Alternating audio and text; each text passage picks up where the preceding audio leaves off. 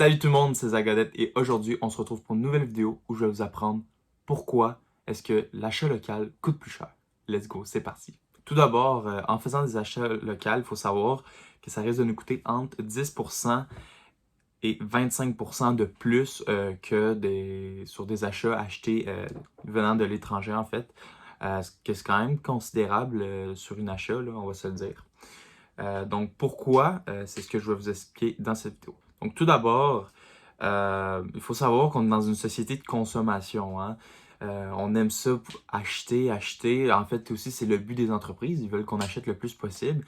Donc, c'est pourquoi, euh, oui, on paye peut-être moins cher parfois en achetant pas local, mais la plupart du temps, on achète aussi un produit de moins bonne qualité. Donc, en effet, la plupart du temps, on a affaire sur les grands magasins à des main-d'œuvre moins qualifiées. Si on retrouve, si on s'en va dans les magasins qui font vraiment du local à Montréal ou peu importe, là, vraiment dans un magasin, exemple de vêtements, ça va être vraiment des personnes, des couturières, tout ça, du monde qui travaille dans ça, alors que quand c'est à l'étranger, on sait même pas qui en fait le produit. Ça peut être même un enfant euh, qui sont souvent payés à des salaires complètement ridicules, là. C'est aussi, ça fait partie des points pourquoi est-ce que le local coûte plus cher. C'est qu'ici, ils sont payés à leur juste valeur. Je dis pas que c'est hyper payant, c'est peut-être pas le milieu le plus payant, mais au moins, sont payés pour ce qu'ils font, là.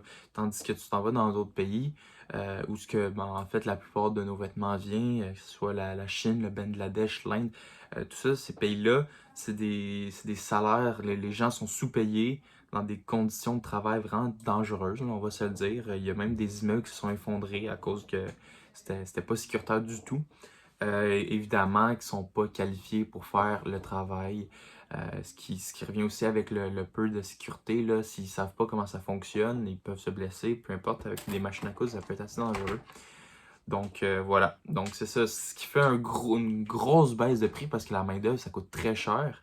Euh, Si je paie mon employé 2$ pour faire, je sais pas, 1 heure de travail, comparé, puis on va dire qu'en 1 heure, il réalise un chandail.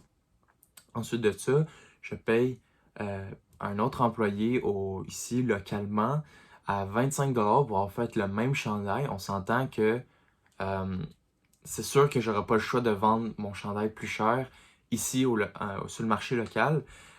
Tandis que eux venant de l'extérieur, ben, ils ont juste payé 2$ pour le faire faire. Donc, c'est sûr qu'ils vont pouvoir le vendre un peu moins cher.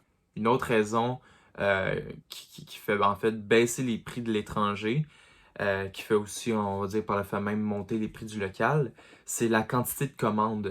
Exemple, là, encore là, une fois dans les vêtements. Si moi j'achète, je sais pas, tant de X nombre de tissus, euh, puis que une grosse compagnie, là, moi je suis ici, là, puis il y a une grosse compagnie qui en achète une autre quantité phénoménale, eh bien son prix à l'achat va être beaucoup plus inférieur que mon prix que moi, il va être en fait plus haut à l'achat.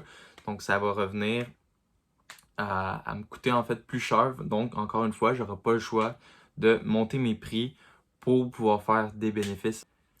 Ces deux trucs-là, en fait, là, sur les quantités de commandes et les main-d'œuvre et tout, amènent à quelque chose qui est le coût de production, qui va être plus élevé, effectivement. Mais ce qui est important à discerner là, dans tout ça, c'est que plus souvent, le local va être de meilleure qualité. Les gens vont aller dans des conventions pour savoir essayer des nouveaux tissus, voir quel est meilleur que l'autre, en tester. Puis ça va vraiment aider, tandis que les grandes compagnies, regardent pas trop. Eux, ils veulent que ça, tu sais, le strict minimum, il faut que ça fonctionne, il faut que le monde achète. C'est vraiment leur but.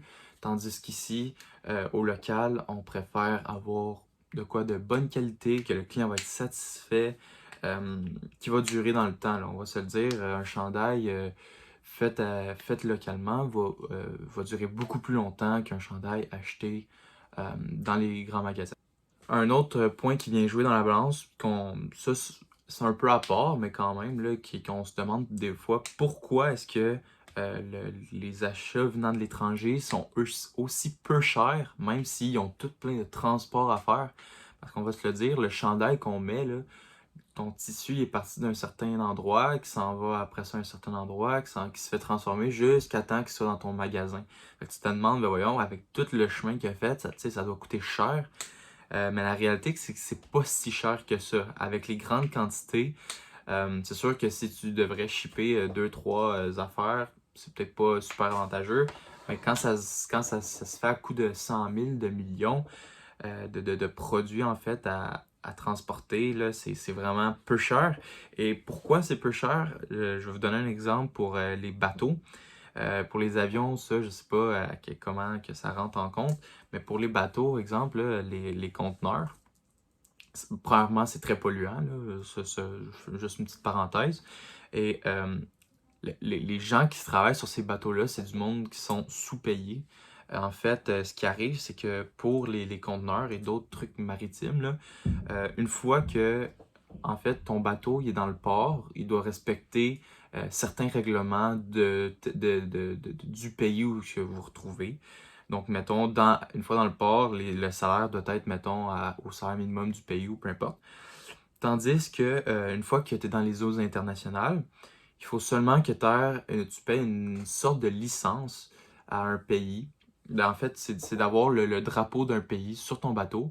Donc, même si ta compagnie est américaine, tu peux venir mettre le drapeau du Panama ou quelque chose, ou en tout cas plein de pays où ce que les salaires minimums sont vraiment beaucoup plus bas, ou des fois même il y a pas de minimum. Fait que tu peux payer le monde pour des salaires, là, c'est désolant.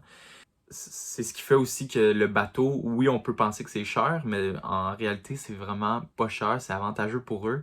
C'est vraiment pas correct là, d'avoir des salaires aussi bas pour des conditions de vie assez misérables, on va se le dire. La vie sur le bateau, c'est pas la meilleure vie. Donc voilà. C'était ça pour ma vidéo sur les achats locaux. Euh, Vous me direz dans les commentaires si vous trouvez que ça fait réfléchir. Moi, je trouve vraiment que ça mène à penser un peu que oui, peut-être que des fois, on va trouver ça cher au magasin, acheter un morceau de vêtement à 100$, mais quand il faut penser à toute l'histoire derrière de notre chandail à 30$, qu'il y a peut-être du monde qui a été exploité, à quel point les compagnies se font beaucoup plus de marge de profit comparé à notre artisan québécois qui va faire ça avec amour. Vraiment, là, ça porte à réfléchir. Donc voilà, c'est tout pour la vidéo. J'espère que vous avez aimé. Si vous avez aimé, laissez un like en bas de la vidéo. Vous pouvez commenter, comme je vous ai dit, là, je veux savoir votre avis sur ce que je viens de dire. N'hésitez pas non plus à vous abonner. Ça va aussi apparaître de chaque côté là, avec une prochaine vidéo. En fait, une vidéo précédente. Donc voilà, sur ce, je vous dis ciao pour une prochaine vidéo.